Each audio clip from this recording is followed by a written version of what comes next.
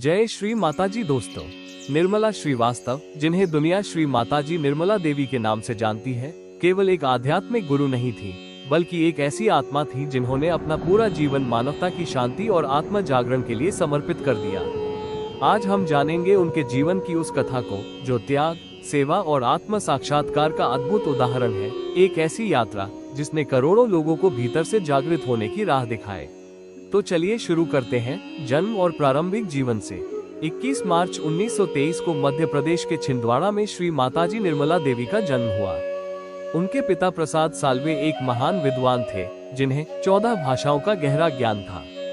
उन्होंने पवित्र कुरान का मराठी भाषा में अनुवाद भी किया, जो उस समय अपने आप में एक असाधारण कार्य माना जाता था।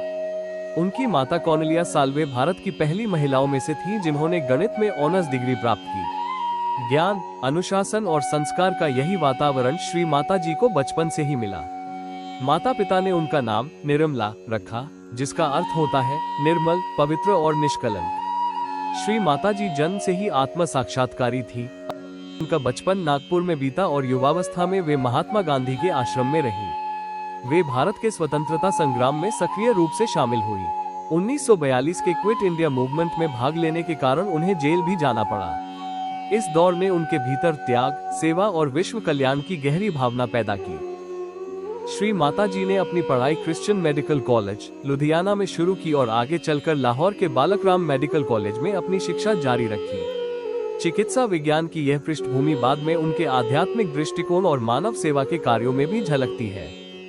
भारत की स्वतंत्रता के बाद उनका विवाह चंद्रिका प्रसाद श्रीवास्तव से हुआ, जो भारतीय प्रशासनिक सेवा के एक उच्च अधिकारी थे।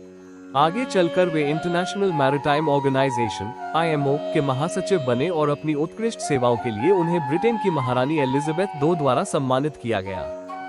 सहज योग का उदय 1970 में श्री माताजी निर्मला देवी ने सहज योग की स्थापना की, एक ऐसा मार्ग जिसे उन्होंने मानवता को दिया हुआ सबसे सरल और दिव्य उपहार कहा। सहज योग का मूल संदेश था कि आत्म साक्षात्कार कठिन साधना या कठोर तपस्या से नहीं, बल्कि भीतर मौजूद कुंडलिनी ऊर्जा के सहज जागरण से प्राप्त होता है। उनका कहना था कि जब कुंडलिनी सहज रूप से जागृत होती है, तो व्यक्ति एक ऐसी अवस्था में पहुंच जाता है जहां मन स्वतः शांत हो जाता है, विचार शून्य जागरूकता थॉटलेस अवेयरनेस उत्पन्न होती है, आत्मा का अनुभव प्रत्यक्ष रूप से महसूस होता है। श्री माता जी स्पष्ट रूप से कहती थी, सहज योग कोई संप्रदाय नहीं, बल्कि एक सार्वभौमिक आध्यात्मिक अनुभव है। ये हर धर्म को जोड़ता है, किसी को अलग नहीं करता। उनकी यह शिक्षाएं धीरे धीरे पूरे विश्व में फैल गई और लाखों लोगों ने पहली बार बिना किसी जटिल विधि के आत्म जागरण का अनुभव किया। दोस्तों, यह माता जी की जीवन कथा थी। अगर इसमें कहीं कोई गलती रह गई हो तो कृपया क्षमा करें। अगर आपको श्री माता जी की यह जीवन गाथा अच्छी लगी हो तो वीडियो को लाइक जरूर करें। आपका एक लाइक हमें ऐसी और भी अच्छी कहानियां लाने की प्रेरणा देता है। अगले वीडियो में मैं आपको बताऊंगा कि माता जी को विश्व पटल पर किस तरह सम्मान मिला और लोगों ने उन्हें कैसे सराहा। धन्यवाद दोस्तों। जय श्री माता जी।